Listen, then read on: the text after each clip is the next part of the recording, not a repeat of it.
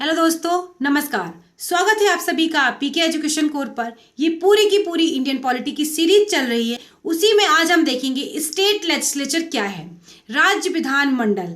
इससे पिछले वाले वीडियो में मैंने आपको मुख्यमंत्री पद से संबंधित जितनी भी आवश्यक चीजें हैं जो संविधान में बताई गई हैं उन सबको बताया।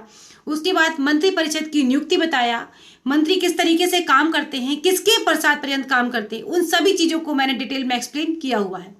तो जिन लोगों ने पुराने वीडियोस को नहीं देखा है, मैं आप सभी से रिक्वेस्ट करूंगी उन वीडियोस को जरूर देख लें एक बार जाके। आज हम शुरू करेंगे राज्य विधानमंडल। राज्य विधानमंडल में क्या क्या आता है और किस तरीके से ये काम करती है। तो बिना देर के हुए हम शुरू करते हैं। तब तक आप प्लीज, अगर आप चैनल पर नए हैं तो सब्सक्राइब कर लीजिएगा, और अगर बेल आइकन को प्रेस नहीं किया है तो बेल आइकन को प्रेस कर लीजिएगा। और वीडियो जब पूरा देख लें और आपको अच्छा लगे तो प्लीज लाइक कर देना, शेयर करना बिल्कुल ना भूलें। देखिए, राज्य की राजनीतिक व्यवस्था में राज्य विधानमंडल की केंद्रीय एवं प्रभावी भूमिका होती है। जिस तरह केंद्र में संसद है वैसे ही राज्य में विधानमंडल है। विधानमंडल में देखिए क्या होता है, विधानसभा और विधान परिषद। जहां पर द्विसदनीय व्यवस्था है वहां पर विधानमंडल, और जहां पर द्विसदनीय व्यवस्था है वहां पर विधानसभा और विधान परिषद दोनों काम करती हैं। हालांकि विधान परिषद क्या होती है, जब किसी राज्य में जनसंख्या के आधार पर इन चीजों को निर्णय लेने की बात कही गई कॉन्स्टिट्यूशन में, क्योंकि एक अन्यथा ही एक दूसरी संस्था बन जाएगी और उसके हिसाब से फिर जो अधिनियम है पारित होने में वो टाइम लगाएंगे, क्योंकि विधानसभा जो विधान परिषद है उसको लगभग वैसे ही कानून और नियम प्राप्त हैं जैसे कि केंद्र में राज्यसभा को है। तो इसलिए इस व्यवस्था से कई राज्यों में ये व्यवस्था नहीं अपनाई गई है, लेकिन कहाँ कहाँ पर अपनाई गई है उसको भी देखेंगे और देखते हैं आगे कैसे इसका गठन किया जा सकता है। संविधान के छठे भाग में अनुच्छेद 168 से लेकर 212 तक राज्य विधानमंडल के संगठन, गठन, कार्यकाल, अधिकारियों, प्रक्रियाओं, विशेषाधिकारों तथा शक्तियों के बारे में बताया गया है। यद्यपि सभी संसद के अनुरूप हैं, फिर भी इनमें कुछ विभेद हैं, मतलब फिर भी कुछ इसमें अंतर पाया गया है। देखते हैं राज्य विधानमंडल का गठन। राज्य विधानमंडल में गठन में कोई एकरूपता नहीं है। अधिकांश राज्यों में क्या है, एक सदनीय व्यवस्था को अपनाया गया है।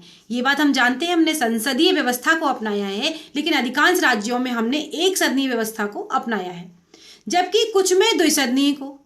वर्तमान में अगर 2016 के अकॉर्डिंग बात करें तो केवल 7 राज्यों में दो सदन हैं। कौन कौन से हैं वो राज्य? आंध्र प्रदेश, तेलंगाना, उत्तर प्रदेश, बिहार, महाराष्ट्र, कर्नाटक और जम्मू कश्मीर। ये काफ़ी इंपॉर्टेंट है, एग्जाम में कई बार पूछा जाता है कहाँ पर द्विसदनीय व्यवस्था को हमने अपनाया है। तो कोई बहुत ज़्यादा नहीं है, 7 राज्य हैं। आप इनको आसानी से याद रख सकते हैं, या फिर जहाँ पर भी आप अपने नोट्स बना रहे हो और लिख रहे हो वहाँ पर इस चीज़ को जरूर लिखते चलें। अब देखते हैं तमिलनाडु विधान परिषद अधिनियम 2010 लागू नहीं हुआ अभी तक। ये क्या? तो तमिलनाडु का जो है विधान परिषद अधिनियम 2010 अभी तक लागू नहीं हुआ है। ये लागू होने के लिए हुआ था पर ये लागू नहीं हुआ है। आंध्र प्रदेश में विधान परिषद की स्थापना आंध्र प्रदेश विधान परिषद अधिनियम 2005 के द्वारा की गई है। 1956 के 7वें संविधान संशोधन अधिनियम में मध्य प्रदेश के लिए भी विधान परिषद की स्थापना का उपबंध किया गया था। इस संबंध में राष्ट्रपति को एक अधिसूचना जारी करनी थी, जो कि अभी तक जारी नहीं की गई है। तो यहाँ पर क्या है, अभी तक मध्य प्रदेश में एक सदनीय विधानमंडल है। कई बार एग्जाम में ये चीज़ पूछी गई है, स्पेशली एमपीपीसीएस में ये बात पूछी गई है कि मध्य प्रदेश में एक सदनीय व्यवस्था है या फिर 2 सदनीय व्यवस्था है। तो आपको पता होना चाहिए 7 राज्य वो कौन कौन से हैं और उनको विशेष तरीके से आपको ध्यान रखना है। अब देखते हैं 22 राज्यों में एक सदनीय व्यवस्था है। कई बार नंबर में भी पूछा जा सकता है कि कितने राज्यों में एक सदनीय व्यवस्था है। तो आपको पता होगा कि 7 राज्यों में क्या है, द्विसदनीय व्यवस्था है, और 22 राज्यों में एक सदनीय व्यवस्था है। राज्य विधानमंडल में राज्यपाल एवं विधानसभा शामिल होती है, लेकिन जिन राज्यों में द्विसदनीय व्यवस्था है वहां पर क्या होगा, विधानमंडल में राज्यपाल, विधान परिषद और विधानसभा शामिल होते हैं। सेम टू सेम जैसा कि केंद्र में संसद में कौन कौन शामिल होता है मैंने बहुत बार बताया, इसलिए इस बार मैं नहीं बताऊंगी। आप लोग कमेंट में बताइएगा कि कौन कौन केंद्र की संसद में शामिल है। विधान परिषद उच्च सदन, जिसे हम विधान परिषद को उच्च सदन कहते हैं, वैसे ही जैसे कि राज्यसभा एक उच्च सदन है और लोकसभा निम्न सदन है, सेम विधानमंडल यहाँ जो विधानसभा है वो निम्न सदन है और विधान परिषद जो है वो उच्च सदन है, जबकि विधानसभा निचला सदन है। अब देखते हैं ये लेकिन काफ़ी लोकप्रिय होता है, जैसे कि लोकसभा काफ़ी लोकप्रिय है वैसे ही कि विधानसभा भी लोकप्रिय है। संविधान में राज्य में विधान परिषद के गठन एवं विघटित करने की व्यवस्था करी गई है। जो विधान परिषद है उसका विघटन और गठन की दोनों की व्यवस्था की गई है। समय के अनुसार ये काम किया जा सकता है। संसद एक विधान परिषद को यदि यह पहले से है विघटित कर सकती है और यदि पहले से नहीं है तो इसका गठन भी कर सकती है। यदि संबंधित राज्य की विधानसभा इस संबंध में कोई संकल्प पारित करे कि इस तरह की कोई विशेष प्रस्ताव राज्य विधानसभा द्वारा, जो राज्य की विधानसभा होगी उसके द्वारा पूर्ण बहुमत से पारित होना जरूरी है। ये बात भी एग्जाम में बहुत बार पूछी गई है। कई बार एक एक क्वेश्चन में पूछ लिया जाता है, कई बार स्टेटमेंट वाइज में भी पूछा जाता है। यह बहुमत कुल मतों एवं उपस्थित सदस्यों के 2/3 से कम नहीं होना चाहिए, इतना तो मिनिमम होना ही चाहिए। संसद का यह अधिनियम अनुच्छेद 368 के प्रयोजनों हेतु संविधान का संशोधन नहीं माना जाएगा। यह संविधान का संशोधन नहीं माना जाएगा और सामान्य विधान की तरह ये पारित किया जाएगा। तो आपको समझ में आया कि किस तरीके से विधान परिषद का गठन किया जा सकता है।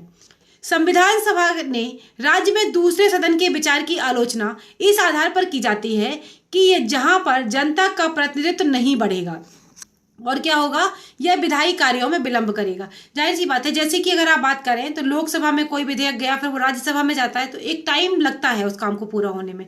तो इसमें यही कहा जा रहा, आलोचना इसी बात पर की गई कि यहाँ पर क्या है, जनता का कोई प्रतिनिधित्व तो है नहीं, तो इसके कारण जो इसका उपबंध किया जाएगा वो बेकार में ही मतलब कार्यों में विलंब होगा। यदि किसी राज्य में, अब बात करें कि यदि किसी राज्य में विधान परिषद की स्थापना का गठन होता है तो उस राज्य को अपनी इच्छा व आर्थिक स्थिति का ध्यान रखना होगा। ऐसा नहीं है कि इसका ऐसे ही गठन कर दिया जाए, इसका आर्थिक स्थिति और इसका अपनी जो राज्य की इच्छा है उसका ध्यान रखना होगा। उदाहरण के लिए आंध्र प्रदेश में 1957 में विधान परिषद का गठन किया गया और इसी तरह 1985 में से समाप्त भी कर दिया गया। पुनः 2007 में आंध्र प्रदेश में विधान परिषद को आंध्र प्रदेश विधान परिषद अधिनियम 2005 के द्वारा लागू करके पुनर्जीवित किया गया। तो देखा, विधान जो कि आंध्र प्रदेश में पहले बनी फिर हटी फिर दोबारा आई 2007 में, तो उसके बाद ये तब से चालू है। तमिलनाडु विधान परिषद को 1986 में समाप्त कर दिया गया और पंजाब एवं पश्चिम बंगाल को विधान परिषद को 1969 में समाप्त कर दिया गया। 2010 में तमिलनाडु विधानसभा ने राज्य में विधान परिषद को पुनर्जीवित करने के लिए एक प्रस्ताव पारित किया।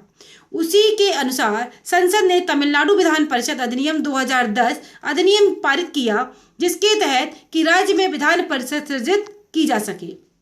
तथापि इस अधिनियम के लागू होने के पहले ही तमिलनाडु विधानसभा ने 2011 में एक अन्य प्रस्ताव पारित कर दिया, मतलब प्रस्तावित किया, विधान परिषद को उन्मूलित करने का प्रस्ताव पारित कर दिया कि इसकी आवश्यकता नहीं है। अब देखते हैं आगे इसमें क्या है। 2 सदनों का गठन, अगर हम गठन की बात करते हैं तो 2 सदन वो कौन कौन से हैं, विधानसभा और विधान परिषद। तो विधानसभा के गठन की अगर हम बात करें, इसमें विधानसभा के प्रतिनिधियों को प्रत्यक्ष मतदान के वयस्क मताधिकार के द्वारा निर्वाचित किया जाता है, जैसे कि लोकसभा में। इसकी अधिकतम संख्या 500 और निम्नतम संख्या 60 तय की गई है। ये काफ़ी इंपॉर्टेंट है और बहुत बार एग्जाम में यहाँ से क्वेश्चंस बनते हैं। इसका अर्थ है कि 60 से 500 के बीच यह संख्या राज्य की जनसंख्या एवं इसके आकार पर निर्भर करेगी। हालांकि अरुणाचल प्रदेश, सिक्किम एवं गोवा के मामले में यह संख्या 30 तय की गई है, जबकि मिजोरम व नागालैंड के मामले में क्रमशः 40 और 46 की गई है। ये अलग से क्वेश्चन एक एक नंबर में पूछे जाते हैं। इसके अलावा सिक्किम और नागालैंड विधानसभा के कुछ सदस्य अप्रत्यक्ष रूप से भी चुने जाते हैं। नामी सदस्यों की अगर हम बात करें तो बता चुके हैं आपको पहले भी, जब मैंने राज्यपाल के बारे में बताया था कि राज्यपाल आंग्ल भारतीय समुदाय के एक सदस्य को नामित कर सकता है, मनोनीत कर सकता है। यदि इस समुदाय का प्रतिनिधित्व विधानसभा में पर्याप्त नहीं होता है तो मूलतः यह उपबंध 10 वर्षों के लिए लागू था, लेकिन इसे हर बार 10 वर्षों के लिए बढ़ा दिया जाता था और 95वें संविधान संशोधन अधिनियम 2009 के द्वारा इसे 2020 तक के लिए बढ़ाया गया था।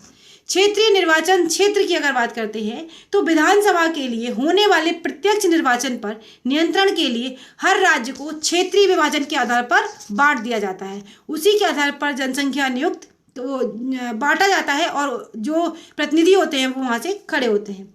इस चुनाव क्षेत्रों का निर्धारण राज्य की आवंटित सीटों के जनसंख्या के अनुपात में तय किया जा सकता है। कैसे जनसंख्या है और कितनी संख्या की सीटें हैं। दूसरे शब्दों में संविधान में यह सुनिश्चित किया गया कि राज्य के विभिन्न निर्वाचन क्षेत्रों को समान प्रतिनिधित्व मिले। जनसंख्या का अभिप्राय वह पिछली जनगणना है जिसकी सूची प्रकाशित हो गई हो। अगर बात करें 2011 की जनगणना के अनुसार तो उसकी सूची अगर प्रकाशित हो गई हो उसी के हिसाब से सारी जो सीटें हैं उनका आवंटन किया जाता है। प्रत्येक जनगणना के बाद पुनर्निर्धारण, जब जनगणना हो जाती है उसके बाद दोबारा सीटों का निर्धारण इस तरीके से करा जाता है। जैसे कि प्रत्येक जनगणना के बाद पुनर्निर्धारण होगा और प्रत्येक राज्य के विधानसभा क्षेत्रों के हिसाब से सीटों का भी निर्धारण किया जाएगा।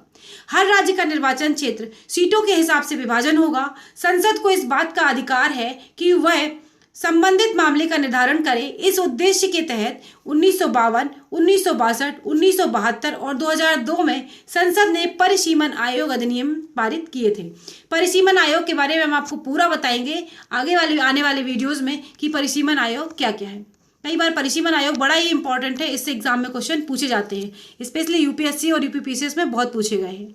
1976 के 42वें संविधान में विधानसभा के निर्वाचन क्षेत्रों को 1971 के आधार पर वर्ष 2000 तक के लिए निश्चित किया गया था। फिर इसे 25 वर्षों के लिए बढ़ाकर अब 2026 तक के लिए बढ़ा दिया गया है। 2001 के 84वें संविधान संशोधन अधिनियम द्वारा इसी तरह जनसंख्या के मापन को भी तय कर दिया गया था। 84वें संविधान संशोधन अधिनियम 2001 में सरकार को यह अधिकार भी दिया गया कि विधानसभा क्षेत्रों की तुलनात्मक निर्धारण को भी 1991 की जनगणना के आधार पर किया जाए। इसके बाद फिर से 87वें संविधान संशोधन अधिनियम 2003 में निर्वाचन क्षेत्रों का निर्धारण 2001 की जनसंख्या के हिसाब से करने की व्यवस्था की गई। हालांकि यह पुनर्निर्धारण प्रत्येक राज्य में विधानसभा की कुल सीटों के अनुसार ही संभव है। ऐसा नहीं कि ऐसे किसी भी तरीके से कर लेंगे, कुल सीटें होंगी उसी के हिसाब से इसे संभव किया जाएगा। अनुसूचित जाति जनजाति के लिए स्थानों का आरक्षण देखते हैं। संविधान में राज्य की जनसंख्या के अनुपात के आधार पर प्रत्येक राज्य में विधानसभा के लिए अनुसूचित जाति जनजातियों की सीटों की भी व्यवस्था की गई है। मूल रूप से आरक्षण केवल 10 वर्ष के लिए था, लेकिन इस व्यवस्था को हर बार 10 वर्ष के लिए बढ़ा दिया जाता है।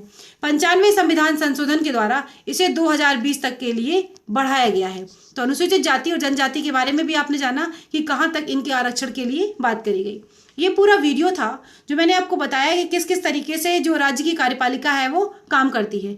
अगर आपको वीडियो अच्छा लगा है तो प्लीज़ इसे शेयर कर देना। सब चैनल को अगर सब्सक्राइब नहीं किया है तो प्लीज़ सब्सक्राइब कर देना, बेल आइकन को प्रेस कर देना और अच्छे से पढ़ना कि विधानमंडल में क्या क्या है।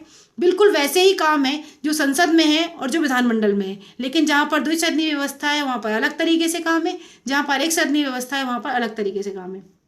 तो अगर आपको वीडियो अच्छा लगा है तो प्लीज़ लाइक कीजिएगा। अगले वीडियो में फिर मिलेंगे दोस्तों। नमस्कार, बाय बाय।